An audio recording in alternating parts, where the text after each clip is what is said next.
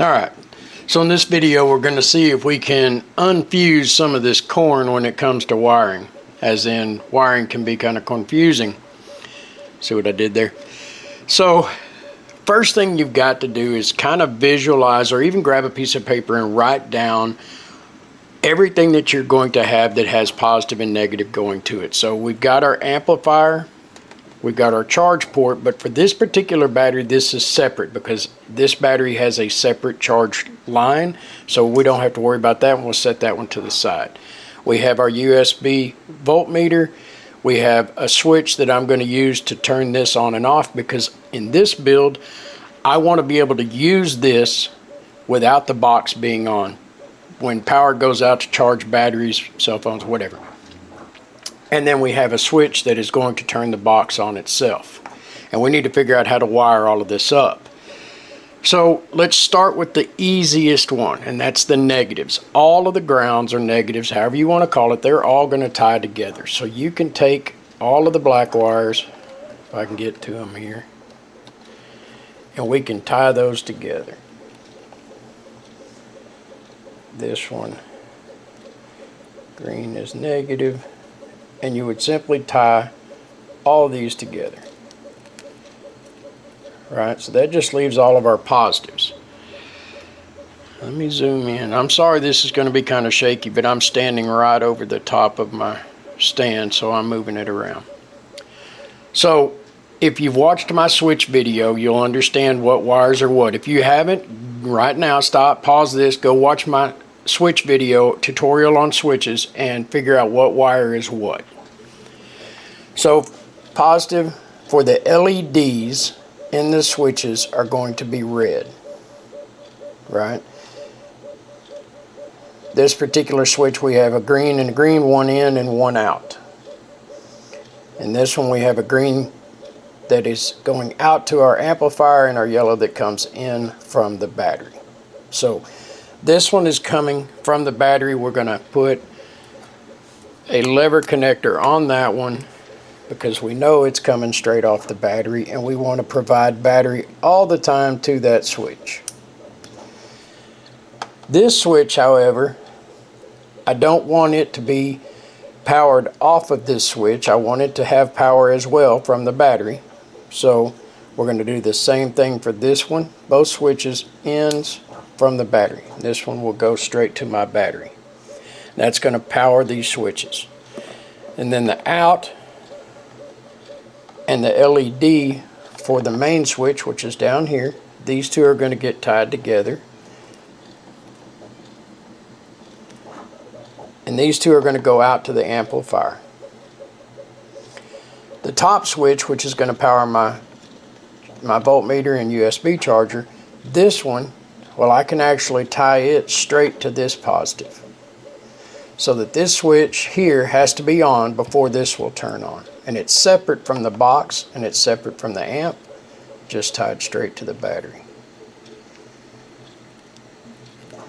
This will kind of line everything up so you can see what I'm talking about. So, again, we're going to have power in to this switch down here for the box, power into this switch for the USB charger.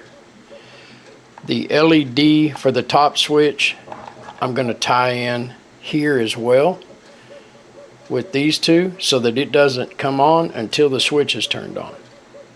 So now that we kind of all got that in our mind a little bit, let me throw some lever connectors on everything so you can see exactly what I'm referring to. Need to make a quick clarification or correction. I forgot to check which switch I was actually using. The yellow and green are opposite. Green is my common and the yellow is my normally open out of that switch. I do have other switches where the colors are swapped. Continue. Okay, so you're probably thinking, that didn't help at all, James. That still looks like a jumbled mess. Well, you're right, it kind of is. We'll clean that up later. So for the negatives, I told you they all tied together, right? So we have our negative coming from the amp, from our USB charger, and from both switches tied into the battery. So that's what we got there, a 1 into 4 connector.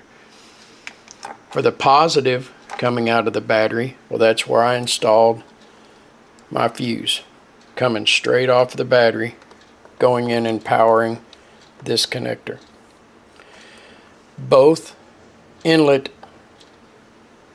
or common for the switches tie into here. So this is powering both switches.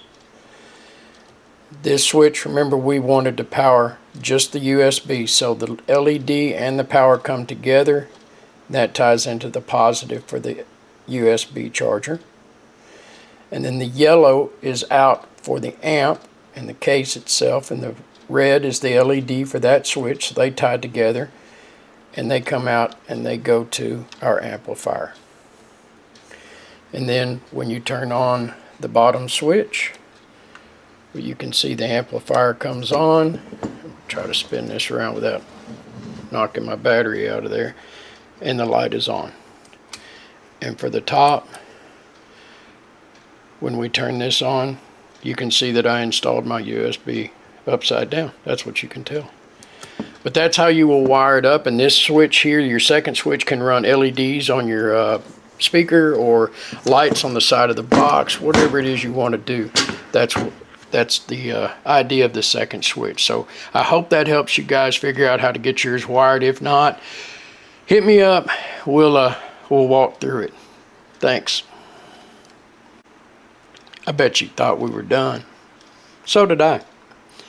So I forgot to explain the charge port. So this charge port on this battery has a barrel connector, the 5.5 by 2.1, and it comes with this little pigtail. You simply take that pigtail and plug it in, and your two wires from your charge port connect into here. And we can go ahead,